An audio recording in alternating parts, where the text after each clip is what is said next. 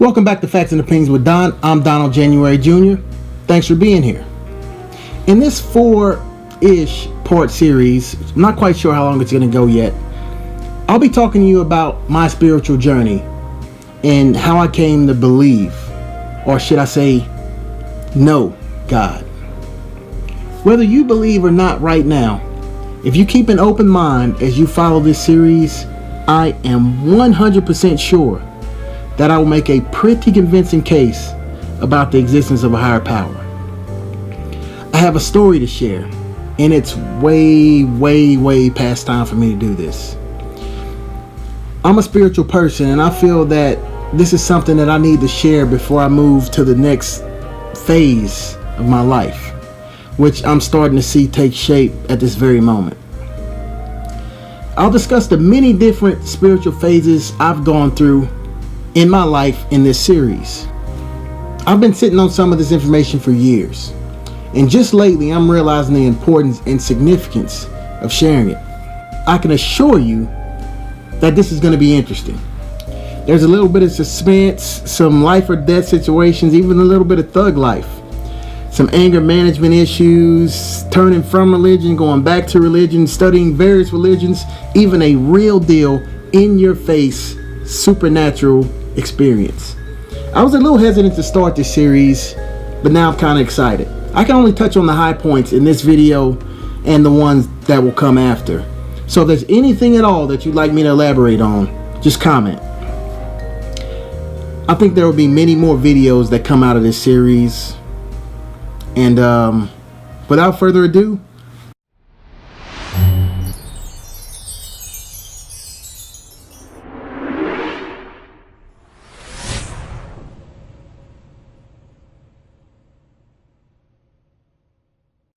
let's start at the beginning. I grew up in the Christian church. I sang in the choir, sometimes went to church multiple times a week. I was told what to believe, and I went through the motions without question. I went to church with my parents and was active all throughout my youth. Fast forward to 18 years old. After a long bout with health complications due to diabetes and kidney problems, my dad passed away after my first semester of college. And I didn't go back, which would have been January 2001. Instead, I went to the Navy in February 2001.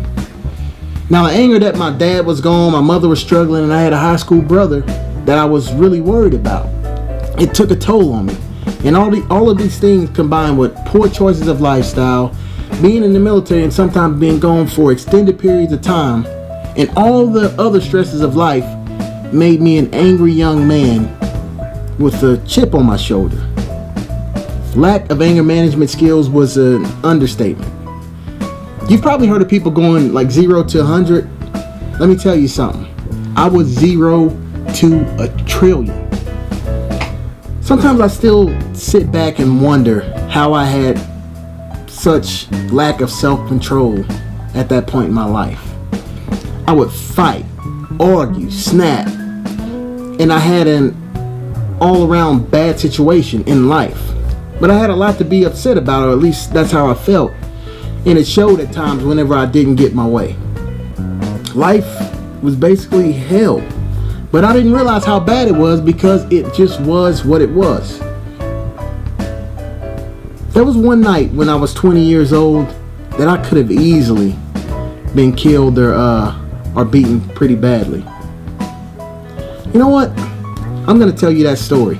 So I'm in the Navy at the time, and a few of my buddies and I decided to go down to a college city. You know, we're young men, and it's cool to party with, you know, the college people. And this is, yeah, everybody's our age, and you know, like I said, I'm about 20 years old. So there's this one club that's kind of different from the rest of the clubs that are along this strip.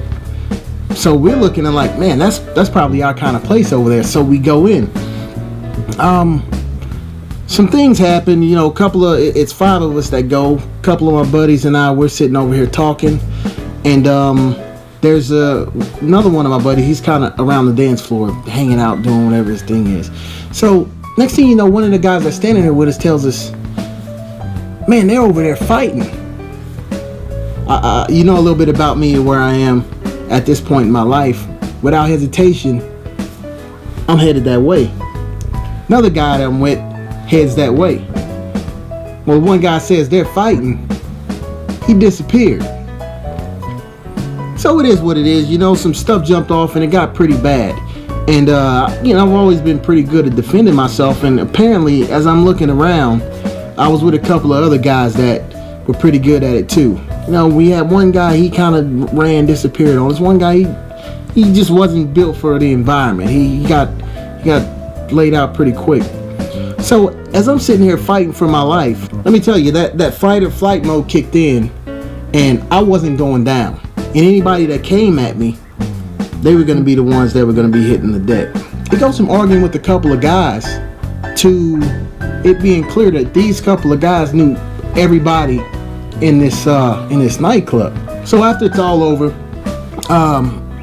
the 4 guys that I'm with, they all get thrown out, and it was such a commotion. I'm assuming that the bouncers or the management didn't see me or didn't realize I was there, couldn't find me for whatever reason. But after the smoke cleared and I look around, I realize none of my friends are in here, and I'm in here with all these guys that don't like me very much.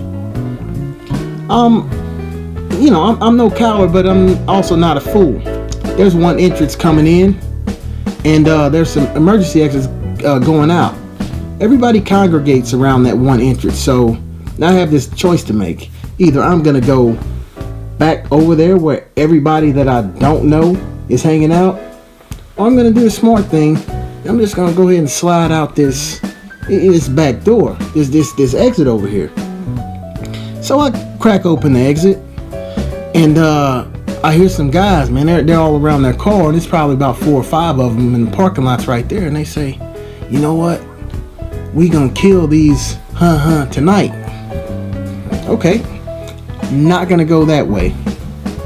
So now my only option is to go through this crowd, and I ended up stepping in the crowd. One of the first guys that I kind of got into it with, and his buddy that came to help him, they were, you know, trash talking me, and I couldn't contain myself at that time. So the only thing that I knew how to do was to say something disrespectful and get even louder than they were.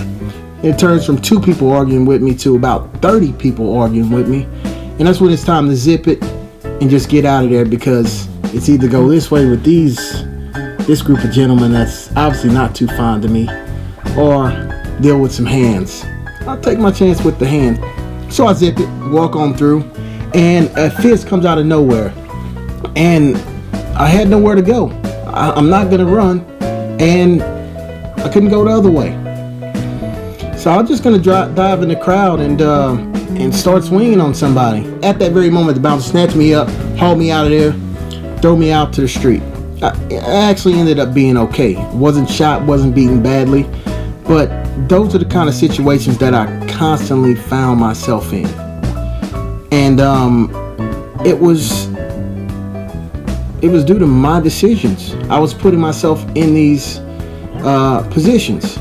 And it turns out, you know, later down the road, some stuff happens. My buddy, he ends up getting jumped down the road by a group of guys from that place, and he ends up in jail. Cops beat him pretty badly, and that's a whole nother story though. But turns out we were in a gang hangout, and you know, we didn't do our homework and we just walked in. So we're there in New Haven. We're in New Haven, Connecticut. You have Yale and all these other schools that are right there in the area, and you have all these Yale kids and a couple of other smaller schools that are in the area hanging out. Well, we decided to go to the one place that was the gang hanging out, but bad decisions. You live and you learn. But I digress. Back to the story. So after growing up in church, going through a world of changes and misery as a young adult with no thoughts of spirituality whatsoever, I'm now out of the Navy and just getting my civilian life going. I had no job, no solid plan. The only things that I had going for me was I was ambitious and I was smart. Things were rough though. My mentality was wrong. My life really wasn't in order. So I went to join a church with the hopes of finding some sort of peace and clarity in my life and in my mind. I almost feel bad for a minute that I went because I had nowhere else to turn, but that was the case. I formed a relationship with the church members, and they became sort of an extension of the family. There was one thing that a church member told me in 2007 that still sticks with me to this very day, and I'm still sorting it out, trying to figure out what he meant or what message he had. He said to me, "God wants me to tell you that you're going to lose a lot." Then he looked off like this and he said, "Oh, you've already lost a lot." Then he said, "You're going to get back everything that you lose and then some." He then went on to call me preacher. He also said that it may be in an unconventional way, but he reiterated his preacher comment. At this point, I really don't believe or understand some of this stuff, so it struck me as odd, but I just rolled on with it and didn't think much of it. In the weeks following this interaction, things started to get a little bit weird. Now that I've established who I am, and you know a little bit about how I was as a younger man, I'm going to stop here for now. In part 2 of this series, I'll discuss my life when I first discovered spirituality. I'll also discuss my real life, no exaggeration, supernatural experience. The story only gets cooler from here. This is Facts and Opinions with Don. I'm Donald January Jr. Thanks for being here. Until next time, peace.